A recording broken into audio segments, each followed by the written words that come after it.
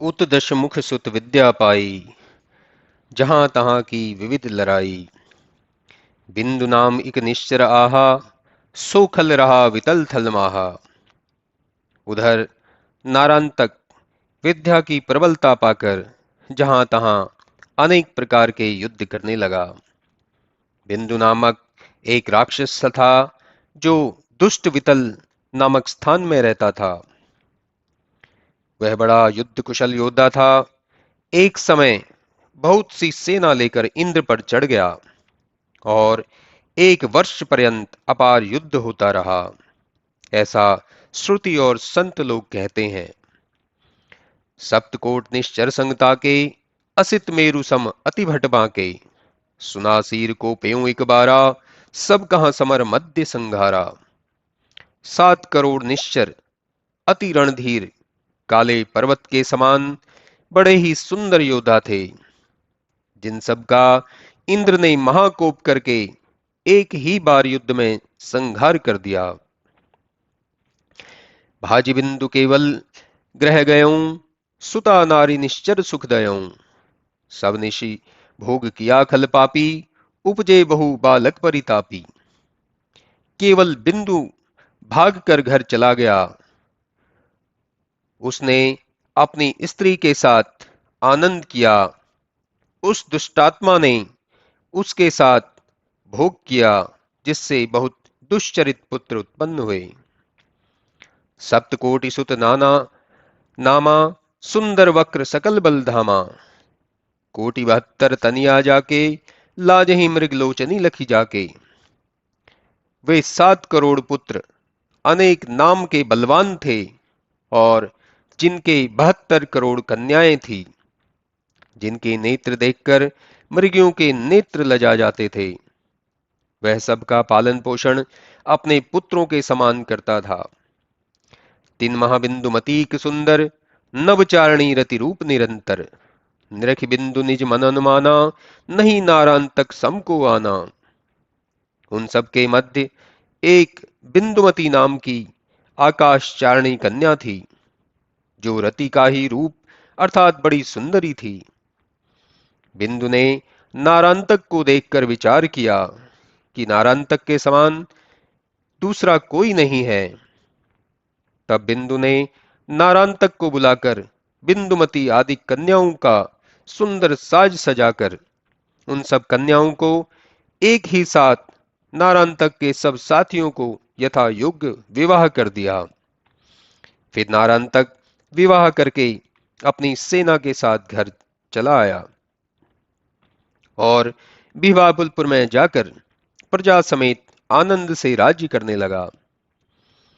हे भाई, जो स्त्री देवताओं के यहाँ उचित थी, वे भावीवश राक्षसों के यहाँ आ गई। जिसके घर में पतिव्रता स्त्री होती है, उसके सतीत्व के प्रभाव से देवता भी नित्य डरा करते हैं। बिंदुमती सरस्वती के समान थी, जिसकी विद्वानों की सभा में भी प्रशंसा होती थी। हे गरुड़ जी, नारांतक की उत्पत्ति मैंने पहले बता दी थी। अब आगे का सुहावना चरित सुनिए। फिर विष्णु जी और शिव जी के चरणों में सिर नवा गुरु जी से जो सुना था उसे समझा कर कहा। इधर रावण का दूत तुरंत मार्ग से चलकर शीघ्र ही बिहवाबुलपुर में जा पहुंचा। जब 8 कोस नगर का अंतर रह गया, तब प्रसन्न चित्त हो वहां खड़ा हो गया। वहां से उत्तर दिशा में एक बड़ा वन था, जिसमें एक बारी को पत्ते तोड़ते हुए देखा। तब वह उसके समीप जाकर सकुचाकर खड़ा हो गया और बड़े धैर्य के साथ उससे पूछा, कवन रीति यही पुर महाभाई, तरु पर चढ़त भूप सुत आई। 4 वचन सुनी सो मुस्काना, कवन नगर तुम बसत अजाना। नारांतक नृप कर जो बारी, तेहि कर सेवक से लघुचारी। धूम्रकेतु तेहि उत्तर ने दीन्हा, कछु डरि निज पुनि मार्ग लीन्हा। तब धूम्रकेतु ने कहा, हे भाई, इस नगर की कैसी रीति है, जो राजकुमार भी आकर वृक्ष पर चढ़ते और पत्ते तोड़ते हैं। इस प्रकार दूत का वचन सुनकर वह मुस्कुराया और बोला, रे अजान, तुम किस नगर में रहते हो? तुझे मालूम नहीं जो यहाँ का राजा नारंतक है, उसके बारी का मैं छोटा सेवक हूं। धूम्रकेतु उसके वचन को सुनकर कुछ उत्तर नहीं दिया और कुछ डर कर अपना मार्ग लिया। उस समय सोने का घड़ा हाथ में लिए एक सौभाग्यवती सुंदर स्त्री जल भरने को आई। उसे देखकर धूम्रकेतु को बड़ा संशय हुआ। उसके समीप जाकर पूछा कि सुकुमारी, तुम सत्य कहो। हे रानी, तुम अपने यहाँ के स्वभाव को तो कहो। क्या तुम्हारे नगर में दासियां नहीं जो तुम जल लेने को आई हो? सब कुछ मुझसे निर्भय होकर कहो। दूत वचन सुनी निश्चर चेरी, बोली हंसकर एक ही बेरी। नारांतक दासिन की दासी, हम ताकी दासी विश्वासी। सदा बरो यही सागर पानी, यहाँ आवही के ही कारण रानी। कहियों और काहू अस बाता, पैहों मार मुष्टिका लाता। दूत की बात सुनकर राक्षस की चेरी तत्काल हंसकर बोली, मैं नारायणतक के दासियों की दासी, विश्वासी दासी हूं। मैं सदैव इस सागर में पानी भरने के लिए आती हूं। भला रानी किस कारण से यहां आवेगी? यदि अन्य किसी से ऐसी बात कहोगे तो लात और घूसों से मार खाओगे। ऐसा कहकर वह जल की झारी लेकर चल दी। उसके साथ ही धूम्रकेतु भी चला। जब गढ़ के भीतर गया तो वहां पर अनेक कुएं, तालाब और बाग देखे। अनेक हाथी, रथ, घोड़े नगर के चारों तरफ फिरते हुए देखे। उस राजभवन के भीतर 4 द्वार थे, वहां दूत प्रवेश नहीं पा रहा था। तब वह दूत भी भीतर नहीं जा सका और लौट आया। इस तरह रावण का दूत धूम्रकेतु खड़े 2 घड़ी दिन व्यतीत कर दिए। चौराहे पर खड़ा होकर वह मन में विचार करने लगा और दोपहर तक वहां ही खड़ा रहा। उसी समय राक्षसों का नाश होने के लिए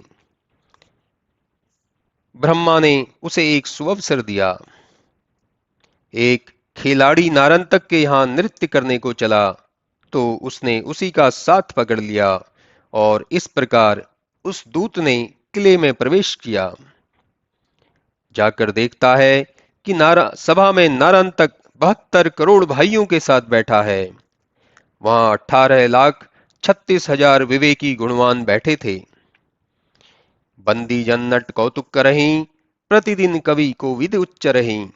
रावण दूत सभा को देखी, मन महा चकित भयों विशेषी। बंदीजन और नट उसकी सभा में खेल करने लगे। नित्य प्रति कवि पंडित नारांतक का यज्ञ बखानते थे। रावण का दूत उसकी अद्भुत सभा को देख मन में बहुत चकित हो गया था। तब दूत ने मन में अनुमान किया कि 72 करोड़ एक ही समान हैं। उनके सुंदर गहने, वस्त्र और आसन देखकर दूत का मन मोहित हो गया। याम दिवसगत अवसर पावा, नारांतक कहाँ शीश नवाबा। दीन पत्रिका पद शिरनाई, कुशलता सुबू छेऊ हर्षाई। जब एक पहर दिन चढ़ आया, तब अवसर पाकर उसने नारांतक के चरणों में सिर नवाया और उसके चरणों में सिर नवाकर रावण की पत्रिका दी तथा उसने प्रसन्न होकर कुशल पूछी। नारांतक ने अपने कुल का कुशल कहकर रावण की कुशल पूछी। तब सचेत होकर दूत ने गढ़ लंका का समाचार कह सुनाया। नारांतक दूत की बात सुनकर क्षण भर में सब कारण को समझ गया। राक्षस राज नारांतक ने फिर उस पत्र को पढ़ा तो बारंबार मानो बातें सच्ची लगने लगी थी।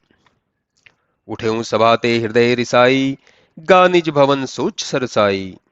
बिंदुमती कहाँ बाँच सुनाई, पितु पर भीर पत्रिका आई। समाचार सुनी कहते नारी, तुम जनि करहूं राम सन रारी। गहूं चरण पिय अक्सर जाई, रसन सफल करू विनय सुनाई। मन में क्रोध करके सभा से उठा और तुरंत ही विचार करते हुए अपने महल में गया। पत्रिका पढ़कर बिंदुमती को सुनाया और कहा कि पिताजी पर संकट है, उन्होंने बुलाया है। तब उस समाचार को सुनकर उसकी स्त्री ने कहा, आप राम जी से वैर मत करिए। हे प्रिय, आप अकेले जाकर उनके चरण पकड़िए और विनय सुनाकर जिह्वा सफल करिए। उनसे भक्ति का वरदान मांग और प्रेम को दृढ़ कर घर आइए तथा निर्भय होकर राज्य करिए। तब स्त्री की बात उसे अच्छी न लगी। उसने वहां से उठकर किले का द्वार खुलवाया। उसने सब चतुरंगिनी सेना सजाने और डंका बजाने की आज्ञा देते हुए कहा कि मैं पिताजी के दूत के साथ अपनी जन्मभूमि को जाना चाहता हूं। आयुषदीन नारांतक राजा, लागे निश्चर सजन समाजा, अमित बाजिगज उष्टर नाना, रथ खच्चर खेचर बहुयाना। राजा नारंतक की आज्ञा पाते ही राक्षस अपना समाज सजाने लगे। अनेक सुंदर घोड़े, हाथी, ऊंट, रथ, खच्चर, छकड़े तथा बहुत से विमान, अपने अनेक अस्त्र शस्त्रों से सुसज्जित राक्षसी सेना जिसका वर्णन नहीं हो सकता, युद्ध के समस्त साजों को सजाकर प्रसन्नता पूर्वक डंके बजाने लगी। तब बिंदुवती ने अपने स्वामी नारायण को जाते हुए निश्चय जानकर मन में अनुमान किया कि राम जी के विरोध से इनका कल्याण नहीं होगा, अतः मैं भी साथ चलूं। भूषण बसन सुअंग बनाई, कंत चरण गही विनय सुनाई, सास ससुर दर्शन हित ना था, हमहु चलब प्राणपति सा था। आभूषण और वस्त्र से अपने अंग को सुंदर सजाकर पति के चरणों को पकड़कर विनय सुनाने लगी कि हे प्राणपति, सास और ससुर के दर्शन निमित्त मैं भी आपके साथ चलूंगी। तब नरांतक ने अपनी स्त्री की बात सुनकर हृदय में बड़ा सुख माना और कहा, तुम अपने सब सखियों के साथ प्रसन्नता पूर्वक ग्लानि छोड़कर चल सकती हो। सुनिपति वचन रानी हर्षानी, चली संगले सखी सयानी, ले दल नारांतक बगधारा, अमित सेन को कही सक पारा। पति की बात सुन रानी बिंदुमती प्रसन्न हो अपनी श्रेष्ठ सखियों को साथ लेकर चली। अपार सेना जिसका वर्णन नहीं किया जा सकता साथ में लेकर नारन तक चला। बुद्धजन कहत सुनहु खगराजा, अयुत सतावन बाजत बाजा, धूम्रकेतु कहाँ ढीक संगली ने, अति आतुर गमना रिस दीने। काकभूषणी जी गरुड़ जी से कहते हैं, हे गरुड़, बुद्धिमान लोग कहते हैं कि उस सेना में 10,000 सैनिक 57 प्रकार के बाजे बजा रहे थे। धूम्रकेतु को साथ लेकर बड़ी शीघ्रता से क्रोध कर वह राक्षस चल दिया। चलते समय मार्ग में उसे अपशकुन हो रहे थे, पर मूर्ख मृत्युवश होने से कुछ नहीं गिनता था। तब दिग्पाल उसके पयान को जानकर मन में बड़ा संदेह करने लगे। 12 कच्छप शेष जी अत्यंत भय पाए तथा फिर राम जी के चरणों में मन को लगाए।